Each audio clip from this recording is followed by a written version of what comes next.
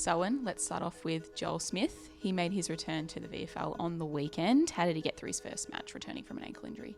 Yeah, Joel had a successful return from his ankle injury. It's been a long journey for him. He's been phenomenal with his attitude and dedication across the process. Played out 4 quarters and has recovered well, and will train again this week and continue to progress forward.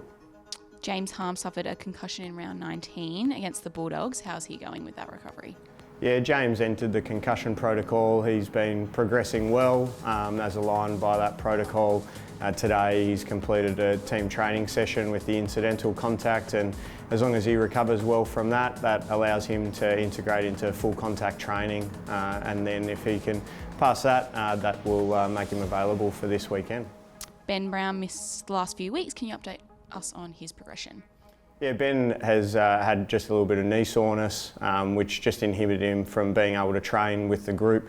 So we revisited his program, made sure that the strength and power elements and his ability to run without discomfort was at a comfortable level, and we've been able to ramp him up over the weekend, and he had a really good session on Saturday. He'll train with the group this week and look to be available for this weekend. Deacon Smith suffered a nasty injury a few weeks ago. Can you tell us how he's recovering from that jaw surgery? Yeah, unfortunately for Deacon, he suffered a concussion as well as a fractured jaw and required surgery as a result of that, but he's recovered well. He's progressed through the concussion protocol, but also then from recovery from the surgical intervention on his jaw as well, and he'll full train this week to look to be available for selection. Fraser Rossman is in early stages of rehab from a hamstring injury. How's he progressing through that? Fraser's going really well. He completed our normal hamstring reconditioning program early on last week to get him going, and had a really successful straight line running session on the weekend, progressing really strongly through those phases. He's still got some other strength markers that he needs to tick off, but he's progressing really well, and we'll hopefully integrate into some skill work towards the end of this week, and then we'll revisit where he's at for his program for the following week.